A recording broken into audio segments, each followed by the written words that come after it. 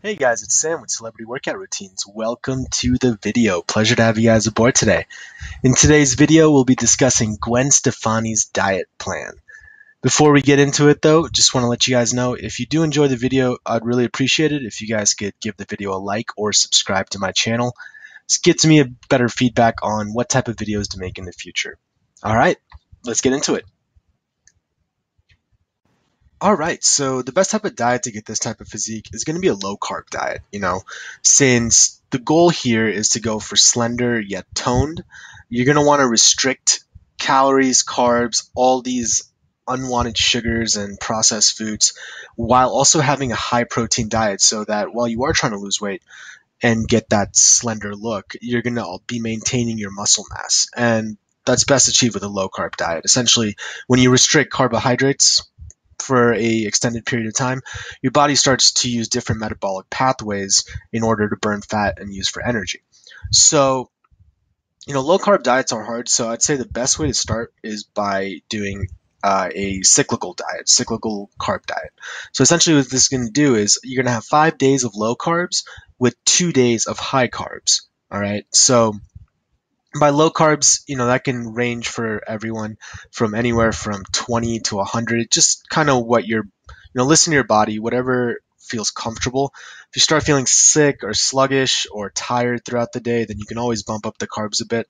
There's no reason to go too crazy with it. We are thinking about the long term with this, so we need to make sure that whatever carbs you do eat or whatever level of carbs you do eat throughout the day, it is sustainable. You want to be able to do this for a long period of time. All right. So cycle the carbs and make sure that on your low carb days, you're eating a high protein diet. What this is going to do is, due to your strength training and your cardio, you're going to want to maintain your muscle mass. Getting to a low body fat percentage and not having any of that muscle foundation underneath, it's not going to be the look you're going for. So make sure that you are strength training, you have a high protein diet, and that's going to make sure that once you do get to those lower body fat percentages that your arms, your muscles are showing through, and it's going to give you that toned look. So the three main takeaways for the diet here are keep calories below maintenance, and that's going to essentially, have 500 calories below maintenance is going to be the goal. That's about 1 pound of weight loss per week, and that's a very sustainable and healthy goal. We'll get into this a little bit later, but you don't want to starve yourself or go on crash diets. Essentially what happens with crash dieting is you might see weight loss for 2 weeks, then as soon as you stop that crash diet, you're going to rebound really hard. It's going to come back and you're going to gain all that weight back, and it's not going to be sustainable. And you got to think about the long term, the 6, 7, 8 months from now. That's when you want to be continue to see improvements at that time frame. So think about the long term, just keep it consistent, and make sure that you are losing an appropriate amount of weight each week. So diet takeaway number 2, cut out the sugars. No processed foods, no sugary drinks, none of that. Even fruit, having an excess of fruit or orange juice, all that is sugar. Don't ingest too much of that. Like obviously, if you want to have a glass of orange juice in the morning, not going to kill you, and it's not going to slow your progress down as long as you're doing everything else well. So, obviously be smart about it, but make sure that you aren't, getting a bulk of your calories from simple sugars, and like no Cokes, drink water when possible, no candy, no junk food, nothing like that. Right? Diet takeaway number 3, like I discussed earlier, eat protein. You're going to need that protein. When you lift weights, you're tearing your muscle fibers.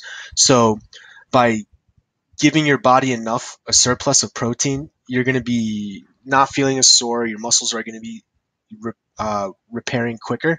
So you'll be able to get back in the gym and you won't feel sluggish and tired. And usually all those things lead to lower motivation, and which leads to people falling off the wagon and not continuing with their workout and diet. So that's about it.